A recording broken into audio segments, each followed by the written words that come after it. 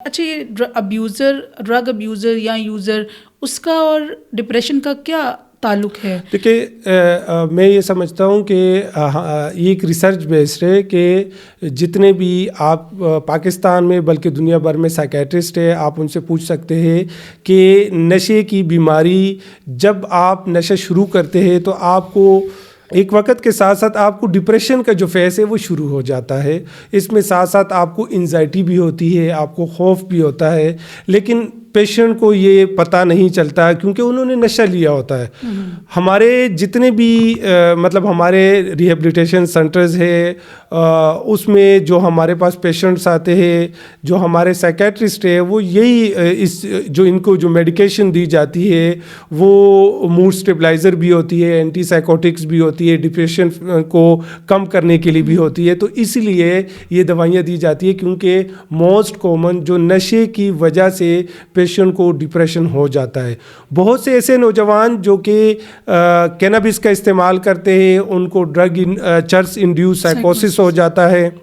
ایسے نوجوان جو کہ مختلف قسم کے ڈرگز لیتے، آئس لیتے، ان کو ڈرگ انڈیوس سائیکوسس ہو جاتا ہے. کسی کو شیزوفرینیا کے بھی چانسز ہوتے ہیں اور ایسی نفسیاتی ڈس آرڈر کے بھی چانسز ہوتے ہیں. تو اس لیے اگر نفسیاتی بیماری کا آپ نشے کی علاج کے ساتھ ساتھ، چونکہ علاج میں سائیکیٹرسٹ اور ماہر نفسیات اس لیے ہوتے ہیں کہ وہ نشے کی بیماری جو آپ کے جو وڈرول ہے وہ تو ہم مینیج کر لیتے ہیں، لیکن اس کے بعد جو آپ کے جو ڈس آرڈر ہے، جو نفسیاتی ڈس آرڈر ہے، ان کو مینیج کرنا، اس کو بہتر کرنا، اس میں ٹائم لگتا ہے. جی بالکل، وہ ایک لانگ ٹرم پروسیس ہے. ایک لانگ ٹرم پروسیس ہے. بہت سے ایسے نوجوان جو کہ ریہیبلیٹیشن میں بھی اگر کسی کی بیماری ڈائگنوز ہو جائے، جیسے کہ اس کو سائیکوسس ڈائگنوز ہو جائے، کچھ ایسی بیماریاں ہیں جو وقت کے ساتھ ساتھ ان کی جو دوائیاں ہوتی ہے وہ بند کر دی جاتی ہے. لیکن کچھ ایسی بیماریاں بھی ہیں نفسیاتی ڈس آرڈر کی کہ وہ آپ کو جو دوائیاں ہیں وہ لانگ لے کے جو ہے نا چلنی ہوتی ہے اور لانگ ٹرم آپ یوز کرتے ہیں.